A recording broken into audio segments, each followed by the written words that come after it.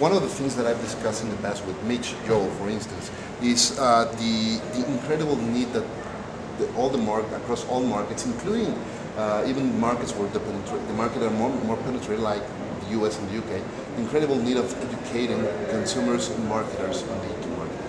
And I know that you agree on that need. What would you say are the key issues that we should focus on throughout that education process? And you're saying consumers and marketers? And marketers. Well, look, the one clear tension that exists is about paying for stuff, for content. And where the content wants to be free, I mean, I say content wants to be free, as in free to move about the, embeddable HTML, the fact that I can put a YouTube video on my blog. That's what I mean by free, not restricted to one place.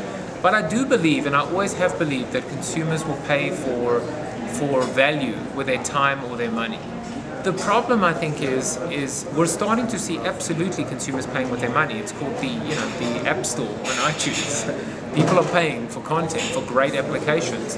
What we still have not quite seen is the free exchange.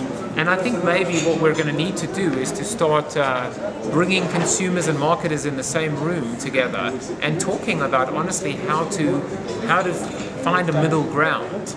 Because that's probably the biggest tension that still exists today, which is if advertising goes away, what happens to content? For the most part, great content will either become too expensive or go away. But at the same time, I don't think consumers care because someone will always undercut the competitor. So I think maybe that's one of the most important remaining challenges that right now has to be sorted out if we are to move this entire massive marketing communication space forward. Joe, thank you very much. I would just like to add one more question to wrap up our conversation today.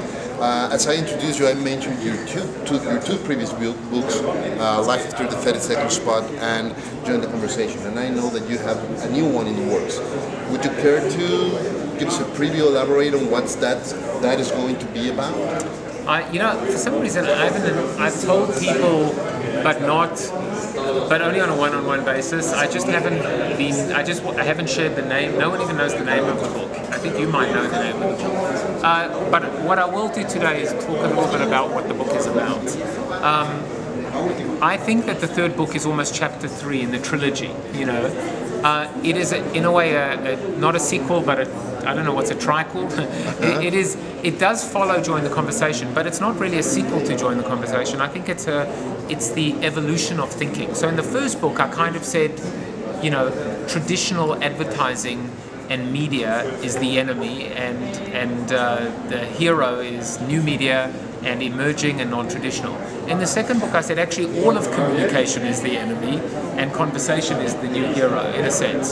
So you could see an evolution of thinking in a way where now I'm looking at a lot of the approaches that I brought up in the first book and saying, but some of them are just as traditional now as television, radio, and print.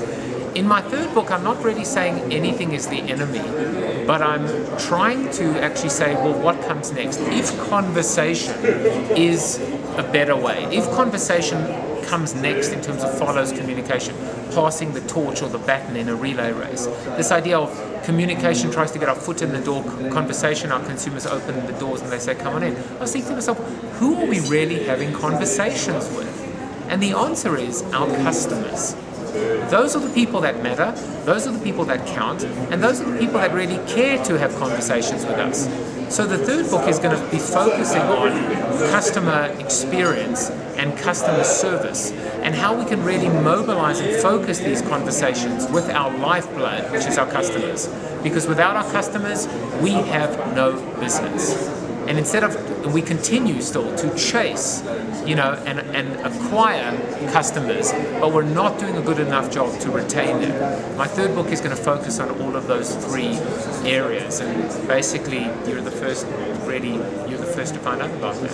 Well, thank you very much. We really appreciate it. And we really appreciate that, and I am sure that our friends at the Daily and the Not So and Mecate.com, which are the blogs that I participate in, are going to be thrilled about having that preview. Yo, thank you very much for spending some time with us. You gave a great presentation.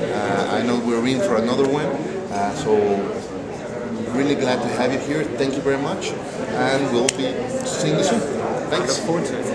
Bueno amigos, ahí lo tienen, una entrevista con un gran experto en marketing digital y espero que lo hayan disfrutado tanto como yo.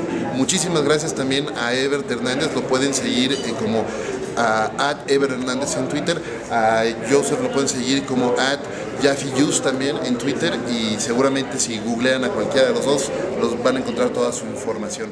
Muchas gracias.